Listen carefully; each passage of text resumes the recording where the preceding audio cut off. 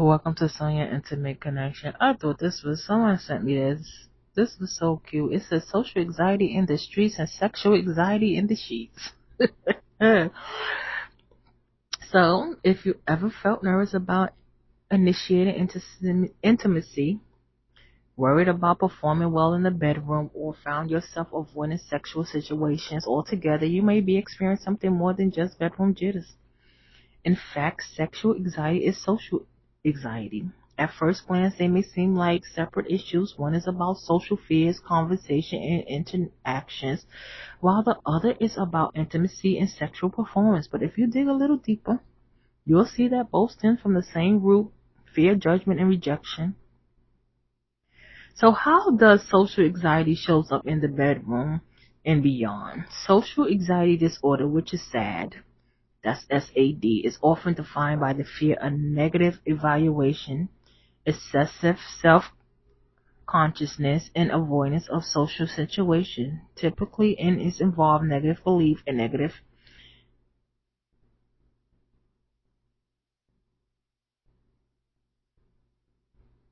intrusive thoughts, states Andrew Rosen, PhD, founder and director of the Center for Treatment of Anxiety Mood Disorder in Delray Beach, Florida. Now, apply that same logic to sex, one of the most valuable and socially connections experience we can have. For many people with social anxiety, the bedroom becomes just another space where they fear being judged, avoiding sex or intimacy altogether, over-preparing or researching for sexual encounters, making sex feel robotic rather than spontaneous, hyper-focusing on performance leading to erectile dysfunction or difficulty reaching orgasm, getting stuck in one's own head instead of actually enjoying the moment.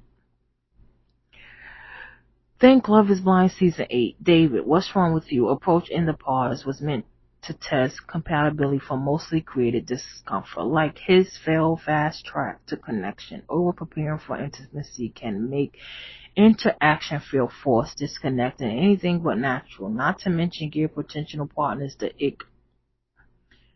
So see the cycle: fear leads to avoidance or over preparation, which leads to unnatural interaction, which we force the very anxieties that we're so desperately trying to avert.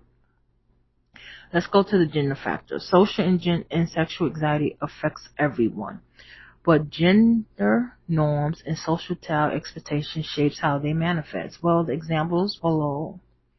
For women, women with social anxiety often struggle with body images, perfectionism, and fear of rejection, leading to avoiding intimacy due to self-consciousness. Insist on specific conditions, light off certain angles, over-analyzing or people-pleasing to avoid judgment. Cultural pressure further shapes the experience. Many women are conditioned to prioritize their partner's pleasure or to suppress their own desires to avoid being seen as too much or not enough.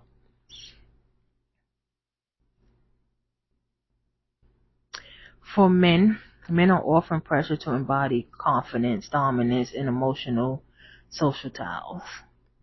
Their social anxiety around sex may manifest as avoiding emotional intimacy to avoid seeming weak, using human attachment or aggressiveness as defense mechanism, overcompensating with assertiveness to mask discomfort, relying on sex as stress reliever rather than for emotional connection.